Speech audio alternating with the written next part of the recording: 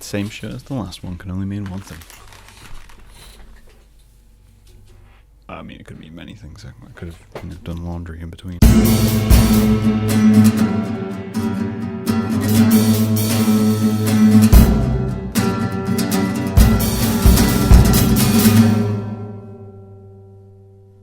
What's up, kids? How are you doing today?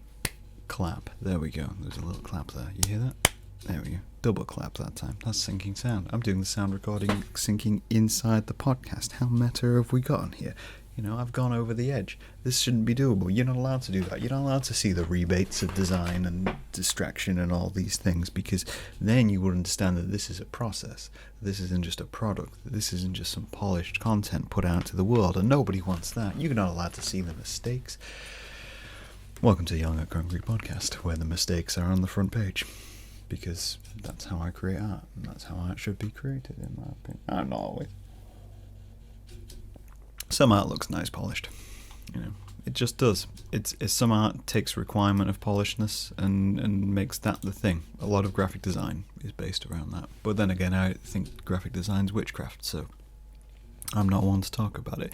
So recently, for my sins, I decided to pick up a guitar, which is always a mistake when you're a 30-something white male. It's always a mistake. Just saying. But I picked up a guitar. I picked up a guitar which I've owned for a while, which I actually got from my brother for free.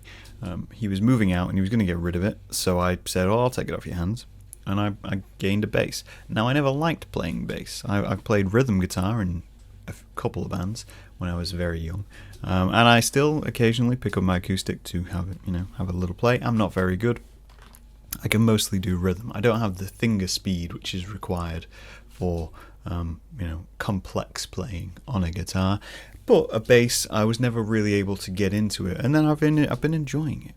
You know, I've been enjoying learning to bass essentially. So I've been picking it up and having a little do is the exact term, I guess. I mean, I don't slap at the bass like some people, but I can get a tune out and get a rhythm out, and I've been enjoying it.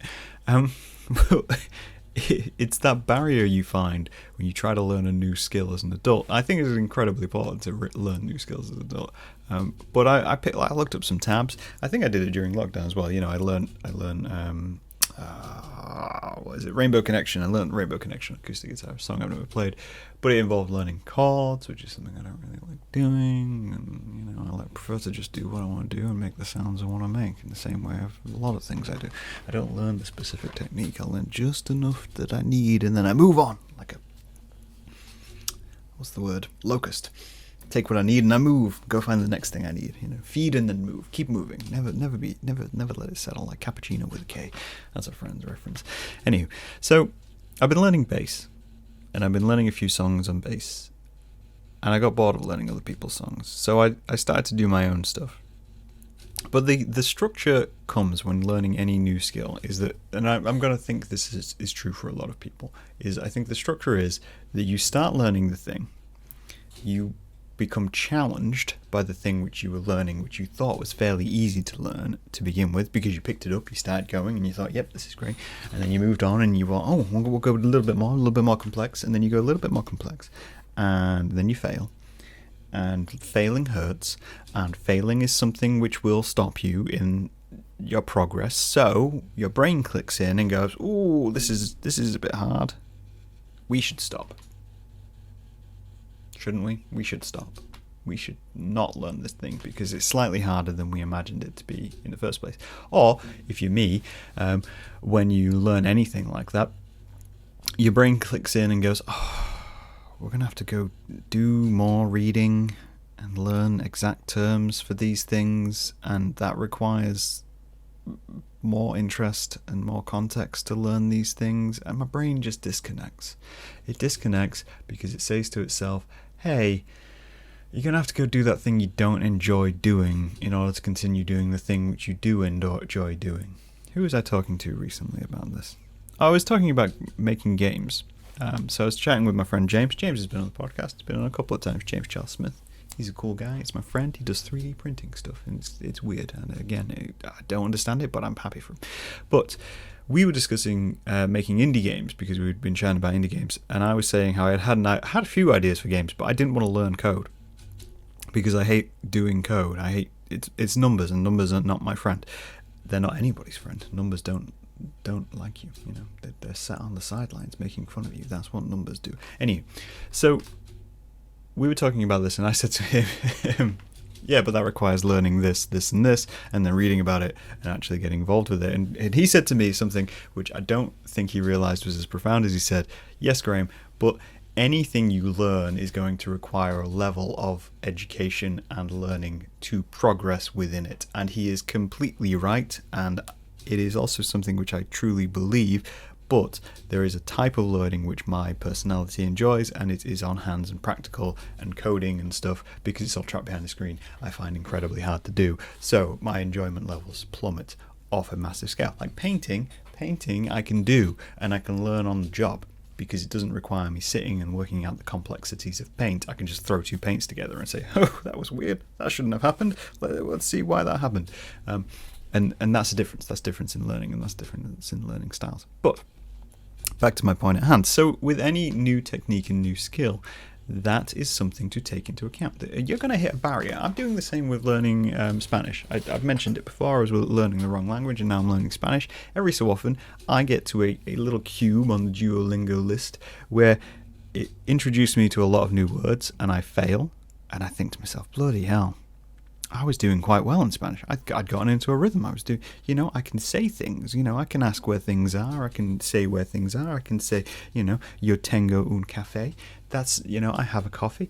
It might be una, because can't quite remember if café is masculine or feminine. But that's the thing I can do. And then every so often it'll introduce a new thing. Like recently it introduced the idea of directions and izquierda and whatever the one to the right is. Izquierda's left. See, I'm much more left than right, it's just wear it on the sleeve. I'm in a red t-shirt, you can't tell, it's black and white. And I look at it and I eventually get through it, and then a few weeks down the line I think to myself, oh, well, I learned that, I learned and I educated on that. And it was because the whole process of learning a language is you do a lot of repeats and eventually you pick it up, and that's how learning languages go.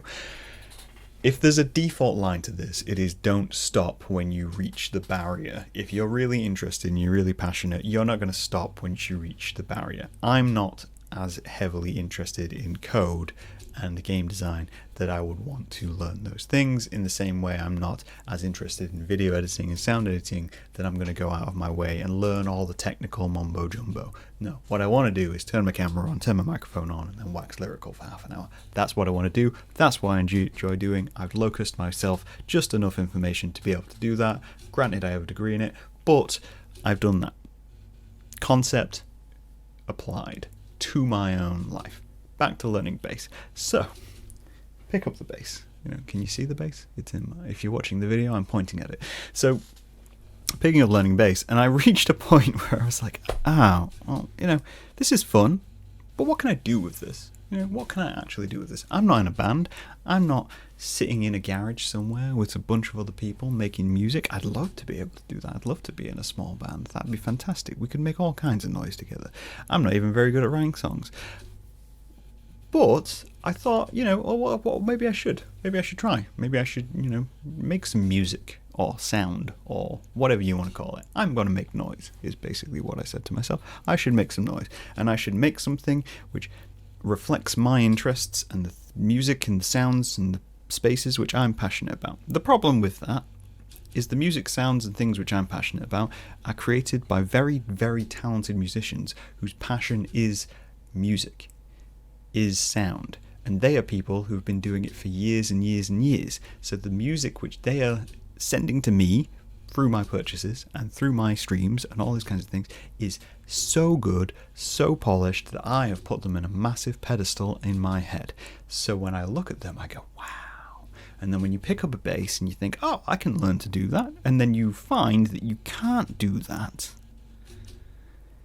everything within your world starts to collapse. So what did I do? What did I do to overcome this? Well, what I did was I decided that instead I'm going to make some fun things and just play the bass and, just entertain myself. It's not something which I'm necessarily thinking of putting out into the world. It's not something which I'm thinking about taking on as a full-time thing. But what I wanted to do was have a hobby, have a distraction from being sat at a computer and sat at a sketchbook. Because I do a lot of things which involve my eyes and my hands, I liked the idea of just doing something with sound, something which, balance that. And as well, it's what's the weird thing of I try to heavily avoid the whole idea of turning a hobby into a business, because that's something which artists do a lot. But there is always a level of unavoidability to that, because you're learning new skills. So for instance, sound stuff. I've done sound stuff before, it may shock you to know, because I did film and video during university, and one of my favourite art forms is video art and sound art. So those are exhibitions and those are pieces which I created. They were things which I investigated and learnt about, and I love all of that stuff, and I would love to be able to make installation pieces, full time or as an artist. I still have ideas for stuff like that, but again, it's technical knowledge, and funding is another issue there, but that's a whole other conversation. What was I saying? Saying was I'd leaped around and I'd found my way all the way to university. Why did I come back to that point when we think about the world at hand? That's drama. Anyway, I decided I was going to make something fun. So I thought I'd make something fun. But yeah, that's what I was saying. So whilst I'm learning these extra things, I'm gathering information, and I'm gathering little extras of nuggets of knowledge which I can implement into my artwork down the line, even if I don't intend to be, even if I'm just learning things for the sake of learning things. At some point, I might be down the line and say to myself, oh, hey, this is transferable. And this is the thing which I think a lot of people forget, is when you're learning a lot of new things or you're engaging with a lot of new things, some of this is heavily transferable. The best example of that is jobs. You look at jobs, think how many times you've been doing a job and then thought to yourself, oh, this actually relates to something which I'd done ages ago, and I can implement that structure here and it will improve things greatly. That's transferable skills, that's being human, that's growing as a person, creative, engagement within society progresses. This is why things like art are important. This is why things like art should be part of the regular curriculum and be more appreciated within their time, because they teach critical thinking and project planning in a greater expanse. I don't know why I went Australian at the end of it. Anywho, back to my British accent. I was doing all of this and thinking to myself, let's make this music, let's do these things. And I was hitting a barrier, and I've still been hitting a barrier on a regular basis, because writing songs is hard, and that is a truth. That's just a fact. I don't think anyone should approach writing songs as an easy task in any way, shape or form. But the problem I was having was I was writing musical bits, and then I was writing lyrical bits, and thinking to myself, I have no idea how to combine these things in any way, shape or form. But also, why am I trying to combine these things?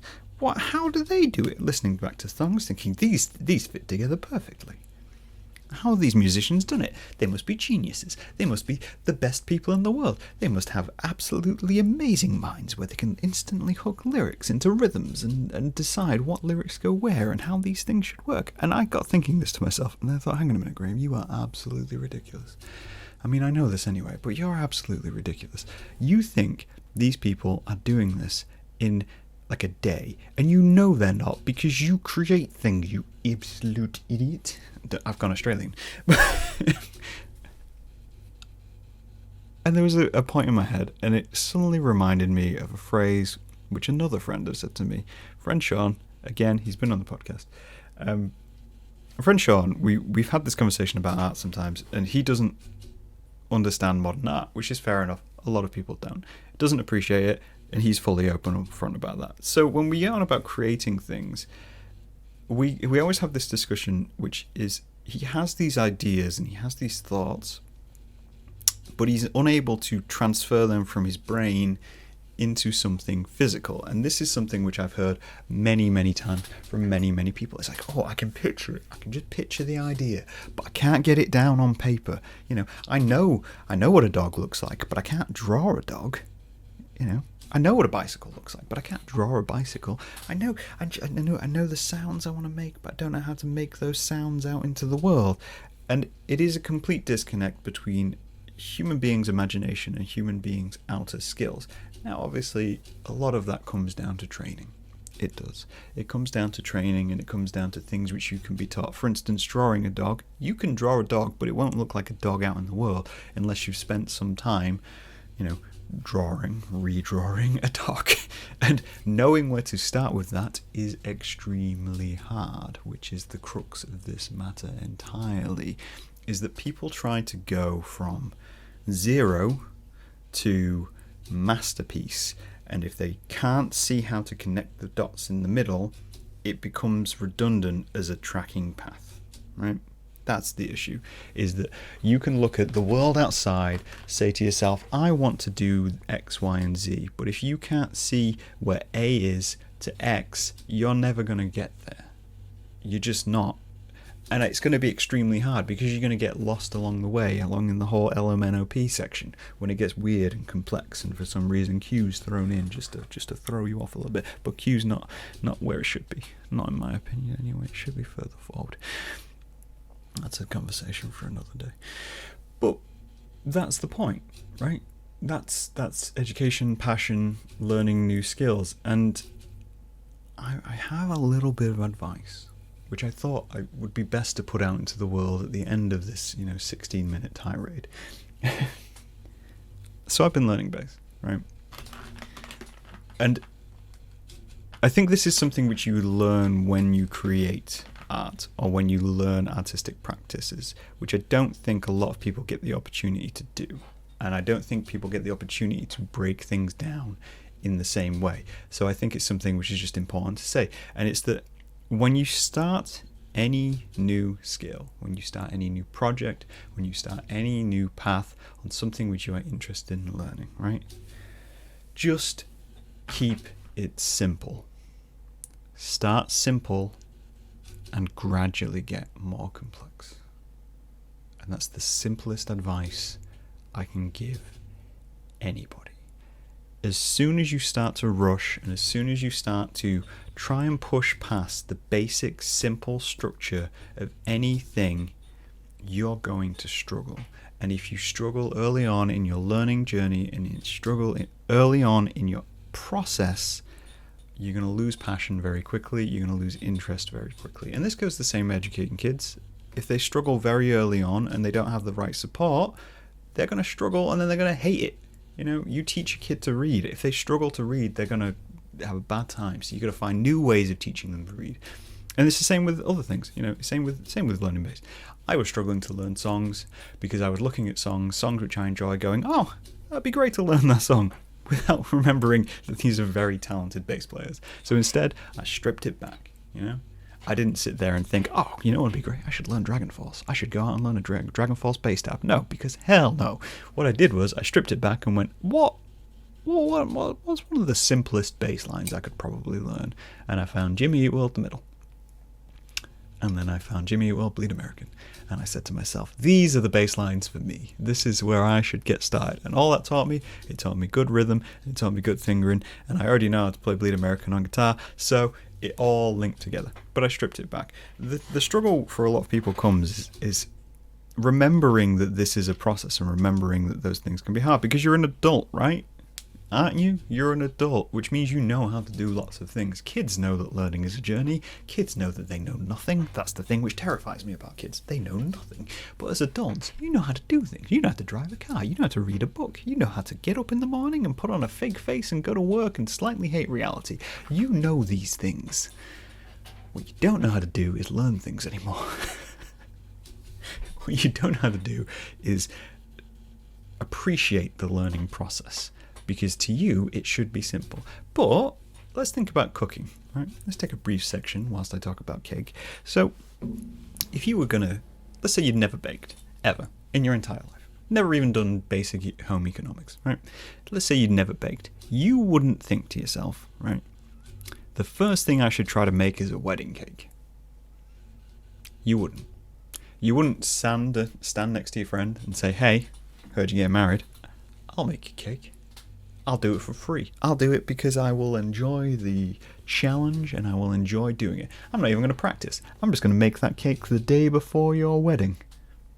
It'll be nice and fresh that way. You wouldn't do that, would you? No. Because you know you're going to make about 50 failed cakes. You're going to have to decide on flavours. You're going to have to decide on a lot of things to get to that end cake. What you would do is you would make a basic vanilla sponge or a chocolate sponge.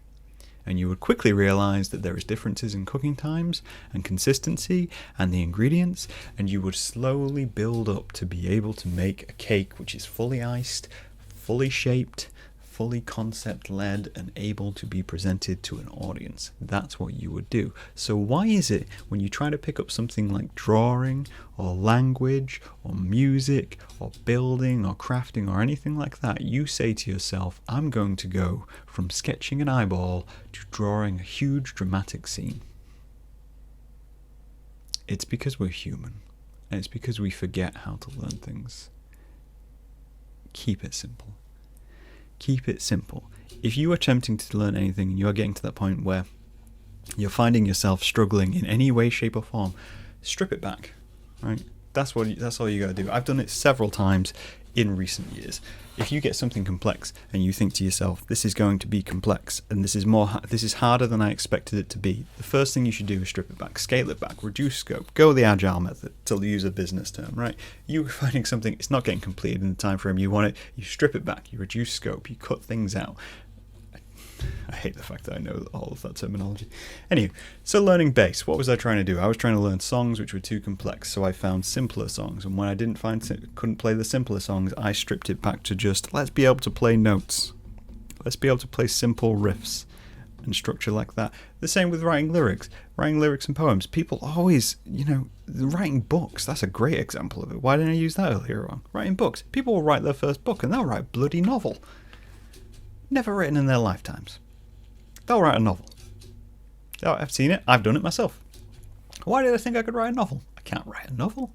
I've written a novel. It's terrible. I've written a couple. They're terrible because they lack structure, they lacked form, and they were badly laid out. Because I've never done that in my entire life. What I should have done was stripped it back, cut scope, maybe written a short story, maybe try to apply some methodology to the processes which I was working at, and I did. I make zines. That's what zines are. Zines are little practices. They're little sample pieces of something which could be much larger. Zines are a legitimate form of practice and consideration. You can have very good, well-crafted things. It's the same with EPs. You don't write a whole album, you produce an EP. You produce a sample which is crafted to be what you can do. You are putting out into the world potentials. They are the vanilla cakes of the world. They are the basic Victoria sponges where you can use a pre-made jam and a pre-made cream, but you crafted the sponge all to yourself. That's what an EP is. That's what a grunge EP is. That is what punk rock is. Punk rock is a vanilla slice. Said it. You can't take that away from me. Punk rock is the vanilla slice of the music industry because it is basic, simple, rhythmic. That's what it should be. It is blues. It is grounded in the history and tradition of culture and music, and that is all part of it. So when it came to writing lyrics, the same thing could be said. You see it a lot with rappers. Rappers will try and write something super complex because the people they respect and people they grew up listening to have super complex rhythms and rhymes and are very, very talented. I've been very lucky to have a couple of them on the show so far, and you listen to their music and you go, this is amazing, this would be great, I should try and do that, I should try and write that, and then you realise, no, you shouldn't. You should start simple lyrically, learn to speak and do things. I struggle to say several words through this. I put on fake accents. It's for no reason. I didn't even say accents correctly just then. I'm struggling to make it through this sentence. I can't write something complex as Lex and Megaran. That's the basics of learning. That's how you learn. So you strip it back. Write short prose. Write, samples, spoken word stuff, poetry. This was the thing which got me and blew me away, and I almost slapped myself. I'm sat there trying to write lyrics thinking, I can't write lyrics. How do they structure and do this? I've written spoken word before. I've got spoken word pieces in 0 Point. I've got poetry in 0 Point. I've got my own bloody Perzine, which is based of a story. If I can make it rhyme, I could put a soundtrack to it. Didn't even think of it, did I? No, because I was exploring something new.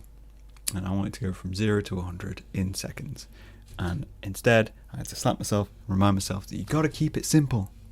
Keep things simple, and then when you're good at the simple thing, you move on and do something slightly more complex. You experiment with it.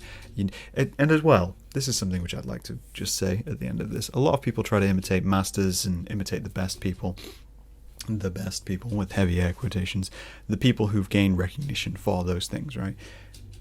That's fine.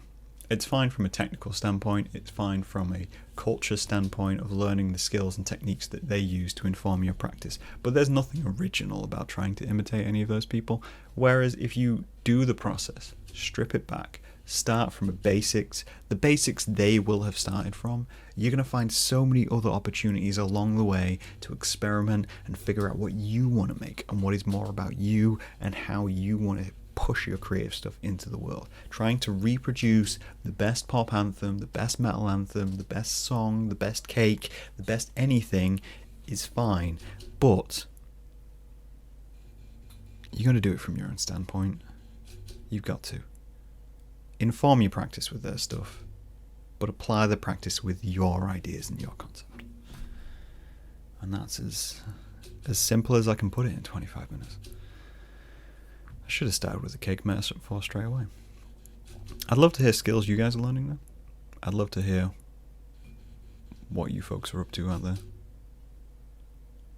And maybe this is good advice for anything which you've stopped learning and you want to restart learning. I'm still trying to learn bass. Don't expect any music anytime soon. I'm just keeping it simple. I'm having fun with it. And that's the important thing. Hope you guys are keeping well. I'll talk to you guys later. Bye.